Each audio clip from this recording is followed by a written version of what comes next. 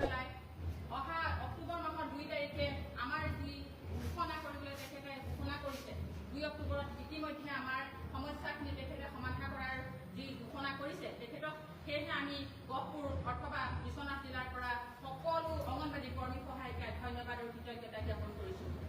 লগতে আমি আমাৰ গহপুৰ মাছমজিয়াৰ পৰা অংগনবাড়ী কৰ্মী সহায়িকাসকলৰ কেইটামান আৰু দুখ দুৰ্দশা তেখেতক অৱগত কৰিব বিচাৰিছোঁ যে মাননীয় মুখ্যমন্ত্ৰী মহোদয় বৰ্তমান অসমৰ এজন সুদক্ষ মুখ্যমন্ত্ৰী। সেয়েহে তেখেতে সকলোৰে দুখ দুৰ্দশা বুজি উঠিব বুলি আমি 100% বিশ্বাসী। সেয়েহে তেখেতক ক'ব বিচাৰিছোঁ যে আমাৰ অংগনবাড়ী কৰ্মী সহায়িকাসকলে বৰ্তমান এই 37-38 ডিগ্ৰী উষ্ণতাত আমি আমাৰ কেন্দ্ৰসমূহ চলাই আছোঁ। তেখেতে এইটো কথাও আমাক উপকাৰ কৰি এই কণ কণ শিশুসকলক তেখেতে গৰমৰ বন্ধৰ পৰা বঞ্চিত নকৰে। 2 নম্বৰতে আমি তেখেতক আৰু দুটামান আমাৰ সমস্যা উত্থাপন কৰিব বিচাৰিছোঁ। তেখেতে যাতে আমাৰ কৰ্মী সহায়িকাসকলক বৰ্তমান একত্ৰীকৰণৰ যি ব্যৱস্থা কৰিছে সেই একত্ৰীকৰণ অন্ততঃ যাতায়াতৰ খৰচ নোহোৱাকৈ কাষৰ কেন্দ্ৰটোত যাতে তেখেতে একত্ৰীকৰণৰ চিন্তা চৰ্চা কৰে। কাৰণ একোগৰাকী অংগনবাড়ী কৰ্মী সহায়িকাই একেবাৰে কম পইচাই বিধি পায়। সেয়েহে অন্ততঃ গাড়ী ভাড়াটো খৰচ নোহোৱাকৈ তেখেতে যাতে বহুত দূৰ দূৰণিলৈ বৰ্তমান কেন্দ্ৰসমূহ একত্ৰীকৰণ কৰা দেখা গৈছে সেইটোৰ পৰা যাতে আমাক বঞ্চিত খেলি মেলিখন কৰি আমাৰ যাতায়াতৰ পইচাকেইটা খৰচত ব্যয় নকৰে। আৰু দুটামান সমস্যা আমাৰ অংগনবাড়ী কৰ্মী সহায়িকাসকলে ক'ব বিচাৰিছোঁ যে আমাৰ যাতায়াতৰ ক্ষেত্ৰত আমাৰ যি কেন্দ্ৰসমূহলৈ সামগ্ৰীসমূহ দিয়ে সেই সামগ্ৰীসমূহৰ ক্ষেত্ৰত আমাৰ যাতায়াতৰ খৰচ একেবাৰে সীমিত দিয়ে, কিন্তু আমাৰ প্ৰত্যেকগৰাকী কৰ্মী সহায়িকা পকেটৰ পৰা পইচা খৰচ কৰি আমি প্ৰতিবাৰতে বস্তুখিনি নিব লগা হয়। অতি দুখৰ কথা। আৰু বহুতো সমস্যা আছে। এই সমস্যাসমূহ আমাক মাননীয় মুখ্যমন্ত্ৰী মহোদয়ে দাঙি ধৰি আমাক সহায় কৰিব বুলি আমি ভাবি আজি এই প্ৰেছ মিট যোগে জনাব বিচাৰিছোঁ। লগতে ক'ব বিচাৰোঁ যে আমাৰ কেন্দ্ৰসমূহ প্ৰত্যেকটো কেন্দ্ৰই বৰ্তমান গৰমত যি সমস্যাৰ সন্মুখীন হৈছে প্ৰতিটো কেন্দ্ৰত 25 লাখ টকীয়া যিহেতু নহয় একেবাৰে সৰু সৰু কেন্দ্ৰত কৰ্মীসকলে চলাই আছে আৰু সামগ্ৰীসমূহ থ'বলৈ একেবাৰে ঠাই নাইকিয়া। আৰু সেইখিনি চিন্তা চৰ্চা তেখেতে কৰিব বুলি আমি গহপুৰৰ পৰা অত্যন্ত আশাবাদী। লগতে আৰু আমাৰ বান্ধৱীসকল আছে তেখেতসকলেও আৰু সমস্যা আমাৰ উত্থাপন কৰিব বুলি মই আশা কৰিছোঁ। নমস্কাৰ। প্ৰথমে মই অসমৰ মুখ্যমন্ত্ৰী মহোদয়ক শ্ৰদ্ধা জনাইছোঁ। আমাৰ অংগনবাড়ী কৰ্মী সহায়িকাসকলৰ হৈ তেখেতক মাননীয় মুখ্যমন্ত্ৰী মহোদয়ক মই দুআষাৰমান ক'বলৈ ওলাইছোঁ, অনুৰোধ কৰিছোঁ তেখেতক যে 3 বছৰৰ পৰা 6 বছৰ বয়সৰ যিখিনি শিশু আমাৰ অংগনবাড়ী কেন্দ্ৰলৈ আহে সেই শিশুসকলক 3-4 বছৰৰ চলিত অৱস্থাতে কিছুমান শিশু প্ৰাইভেট স্কুললৈ লৈ যায় আৰু কিছুমান LP স্কুললৈ লৈ যায়। তেনেকুৱা হ'লে আমাৰ স্কুলত আমাৰ শিশুসকলৰ সৰ্বাংগীন বিকাশ কৰাত অসুবিধা হয়। গতিকে মাননীয় মুখ্যমন্ত্ৰী মহোদয় আপুনি চাৰ্টিফিকেট দিয়াৰ ব্যৱস্থা কৰক যাতে চাৰ্টিফিকেটখন অংগনবাড়ী কৰ্মী আৰু অংগনবাড়ী কেন্দ্ৰৰ পৰিচালনা সমিতিৰ সভাপতিৰ চিন আৰু চহীৰ দ্বাৰা চাৰ্টিফিকেটখন দি বেলেগ স্কুললৈ নিয়াৰ ব্যৱস্থা কৰে আৰু আপুনি বাধ্যতামূলক কৰে, এইটো মই অনুৰোধ জনাইছোঁ। লগতে মই আৰু এটা অনুৰোধ জনাব বিচাৰিছোঁ মাননীয় মুখ্যমন্ত্ৰী মহোদয় আমাৰ অসমৰ অংগনবাড়ী কৰ্মী সহায়িকাসকলৰ মাজৰ পৰা বহুত কৰ্মী বা সহায়িকা ডাঙৰ ডাঙৰ বেমাৰ ব্ৰেইন টিউমাৰ কেঞ্চাৰ আদি ৰোগত মৃত্যু হৈছে।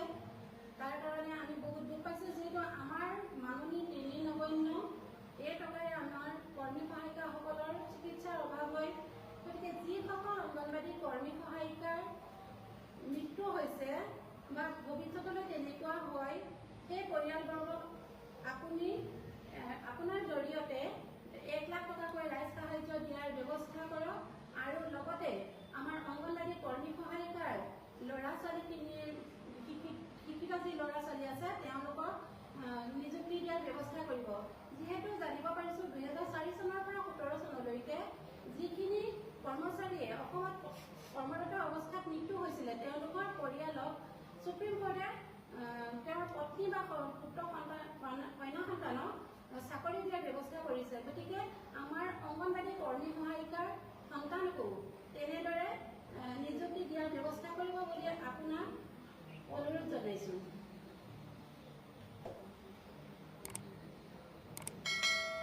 মাননীয় মুখ্যমন্ত্ৰী ডাঙৰীয়ালৈ ধন্যবাদ জনাইছোঁ।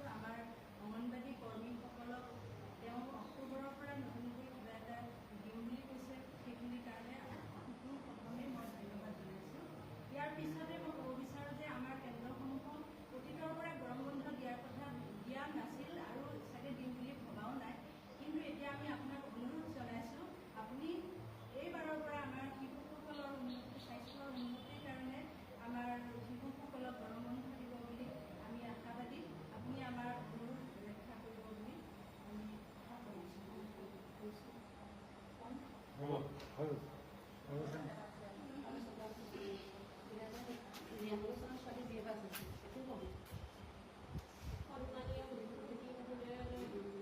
এই প্ৰেছ মিটৰ যোগেৰে এটা আহ্বান জনাব বিচাৰিছোঁ।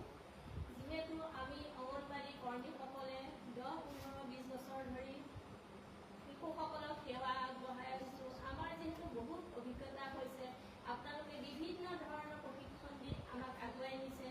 এতিয়া কথা হ'ল, যিসকল কৰ্মী সুদক্ষ বুলি ভাবে বা অভিজ্ঞ বুলি ভাবে, তেখেতসকলক প্ৰমোচনৰ ক্ষেত্ৰত যিটো মুখ্য ভূমিকালৈ প্ৰমোচন দিম বুলি ভাবিছে, তেখেতসকলক অভিজ্ঞতা ভিত্তিত যাতে প্ৰমোচন দিয়াৰ ব্যৱস্থা কৰে।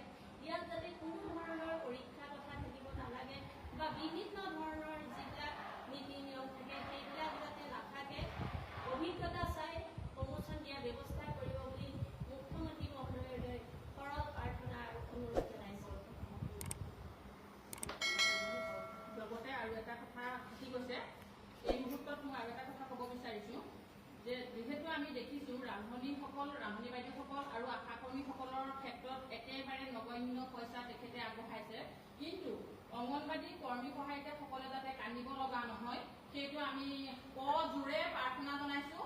আমাক যাতে দ্বিতীয়বাৰ কান্দিবলগীয়া নপৰে। তেখেতে আমাৰ যিখিনি আমি সমস্যাৰ সন্মুখীন হৈ পেলাই কেন্দ্ৰ চলাইছোঁ, আমাৰ একেবাৰে নগণ্য পইচা, গতিকে আমাক তেখেতসকলৰ নিচিনাকৈ কম পইচাত যাতে আমাক দিবলৈ নিবিচাৰে, পৰিয়ালটো চলিব পৰাকৈ, অন্ততঃ আমাৰ শিশুকেইটা পঢ়িব পৰাকৈ আমাক যাতে তেখেতে চকু মেলি চাই জোৰে প্ৰাৰ্থনা জনাইছোঁ। ধন্যবাদ।